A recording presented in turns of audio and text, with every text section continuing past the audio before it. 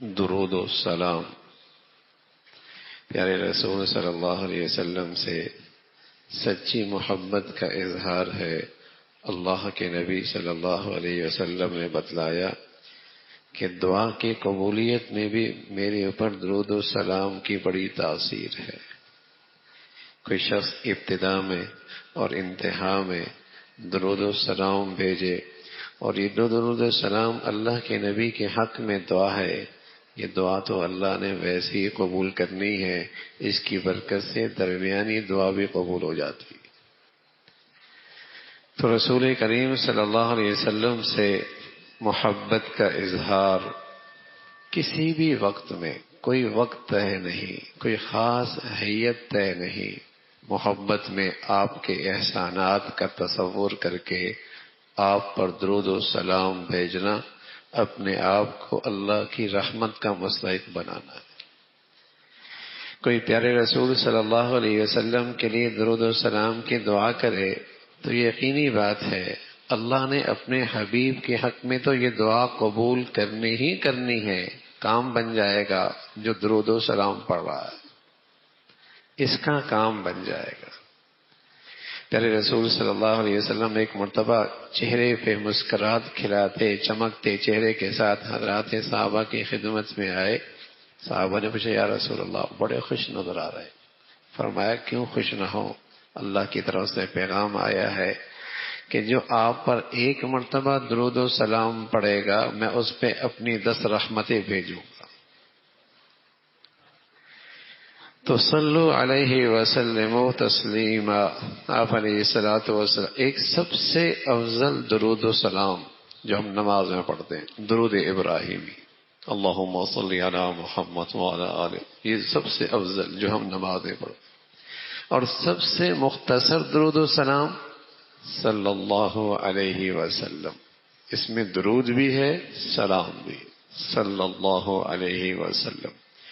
اس لیے مسلمانوں پہ حق ہے جب پیارے رسول صلی اللہ علیہ وسلم کا نام اس میں گرامی آئے تو ایک مرتبہ درود پڑھنا واجب ہے۔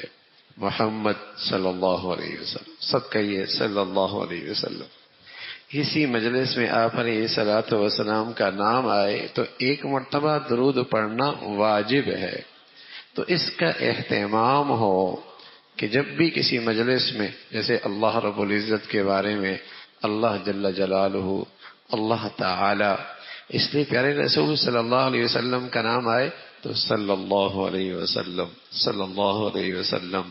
اور کیا ہی اچھا ہے 24 گھنٹے میں کچھ وقت اکیلے بیٹھ کے، خلوت میں بیٹھ کر آپ علیہ الصلوۃ والسلام کے احسانات اور میرے اور آپ کی خاطر ان کے قربانیاں اور اس کا تصور، انسانیت ملی ہی آپ کے واسطے سے، انسانیت ملی ہی آپ کے واسطے سے، دنیا نے انسانیت کا سبق پڑھا ہی آپ کے واسطے سے ہے، اور جو آپ کے دامن اور محبت اور عظمت اور اتباع سے محروم ہے اسے انسانیت کی ہوا بھی نہیں لگی، اسے انسانیت کی ہوا بھی نہیں لگی۔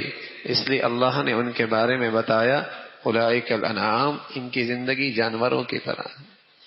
انسانیت کو جو انسانیت کا سبق ملا ہے وہ پیارے رسول صلی اللہ علیہ وسلم کے واسطے ہی سے ملا ہے۔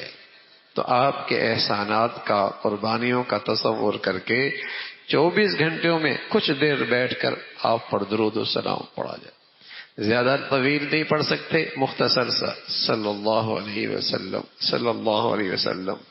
یہ جتنی محبت سے پڑھیں گے اتنی اللہ کے حبیب صلی اللہ علیہ وسلم کی محبت نصیب ہوگی، اور آپ کی محبت کی تاثیر ہے۔